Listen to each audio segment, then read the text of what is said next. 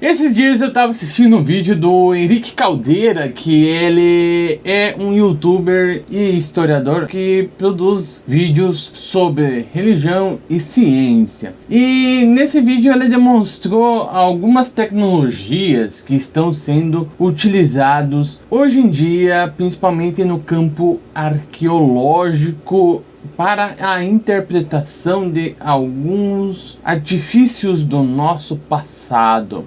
Nesse vídeo eu só vou complementar aquele vídeo e contribuir um pouco para essa discussão aqui no YouTube.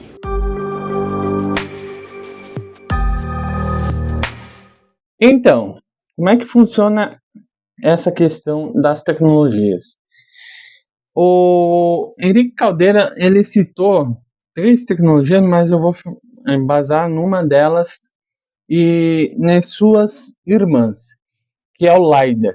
Pois bem, o LiDAR é essa tecnologia aqui, Light Detection and Ranging, que basicamente trabalha com uma frequência de luz.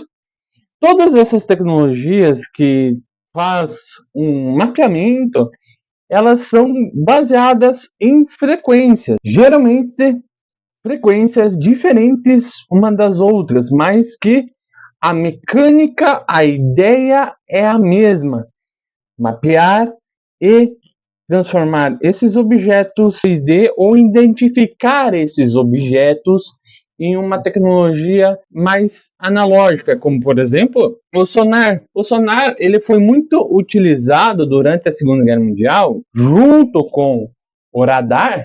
Tecnologias foram muito essenciais para o desenvolvimento tecnológico da Segunda Guerra Mundial, principalmente para identificar a questão dos inimigos, da posição dos inimigos durante a Segunda Guerra Mundial.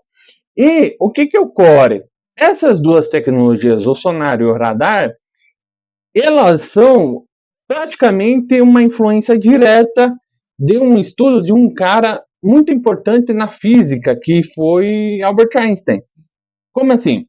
Lá em 1905, Albert Einstein, ele publica seu trabalho que leva ele ao Prêmio Nobel de Física em 1925, que é o trabalho sobre fótons, aonde que ele se contrapõe às ideias de Planck, que foi um físico ali do finalzinho do século XIX, aonde que Planck tinha a ideia de que a luz funcionava de uma forma como se fosse partículas.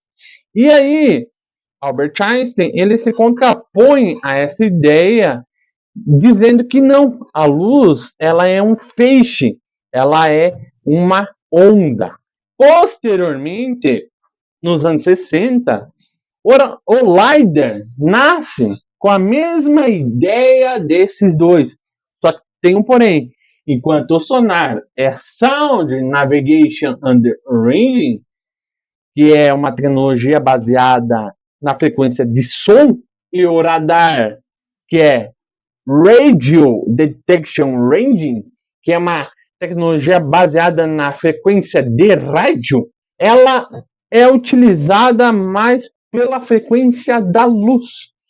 Então, basicamente, essas 3 tecnologias são irmãs e elas são amplamente utilizadas na arqueologia nos tempos atuais, que é um dos objetos que tenta interpretar o passado conforme as materialidades ou os materiais que ela encontra. Exemplo, LiDAR foi responsável por achar mais de 60 mil edificações da cultura maia, lá em 2019, aonde que eu também fiz um vídeo no canal aqui falando sobre essa descoberta. Mas de lá para cá, a utilização dessa tecnologia foi muito forte. Por exemplo, a civilização de Caral também teve o uso dessa tecnologia, mas tudo isso começa com achados da Primeira e Segunda Guerra Mundial. lá em 2010 que começa tudo isso. Aonde que até existe um termo para quem quer usar essa tecnologia que é trincheira de teste. Quem cria essa ideia é Cornelis Stahl, aonde que ele faz experimentos, trincheiras mesmo, de guerras, e ele cunha o termo trincheira de testes para o uso, menos o sonar e o radar, que daí é outro processo. Mas o LiDAR basicamente é isso, cria trincheiras de testes para calibrar a tecnologia para que a interpretação seja mais fidedigna do que eles acharam. Outro achado que o LiDAR fez, na verdade, não foi nenhum achado, mas foi uma reinterpretação do passado, que foi a utilização do LiDAR na civilização Angkor, principalmente na cidade de Angkor, que é uma civilização dos birmaneses e thais, lá no Camboja. Qual que é a reinterpretação que ele fez?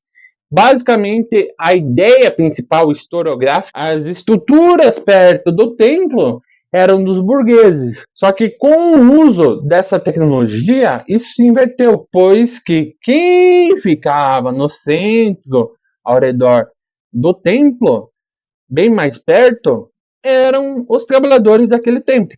Os burgueses ficavam atrás da cidade, bem nos fundos. Mas e o sonar e o radar? Qual que é a influência dessas tecnologias na arqueologia? Vamos começar pelo sonar, né? O sonar ele é muito importante, principalmente em dois achados. Na verdade, mapeado duas cidades, que é a cidade de Bahia, que fica na região norte da região metropolitana de Nápoles, aonde que foi mapeada essa cidade naufragada embaixo da água. Outros achados, como por exemplo naufrágio de barcos, negreiros, naufrágio de U-boats da Segunda Guerra Mundial, achados de navios, aviões.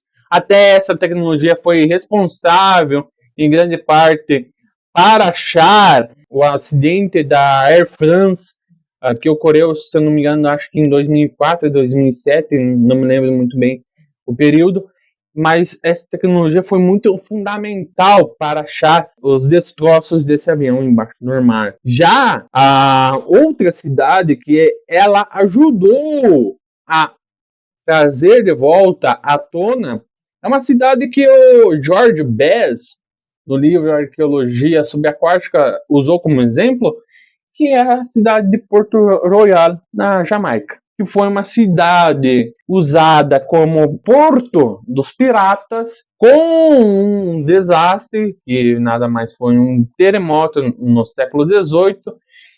Essa cidade, esse porto, ruiu no mar. Já o radar, principalmente um radar específico que é o GPR, ele foi muito responsável para achar valas de guerras como a de Stalingrado, valas comuns, onde que nós não tínhamos identificação de pessoas comuns. Ela foi muito responsável para achar e mapear essas valas e trazer à tona, em grande parte, a questão da atrocidade que a própria guerra causa.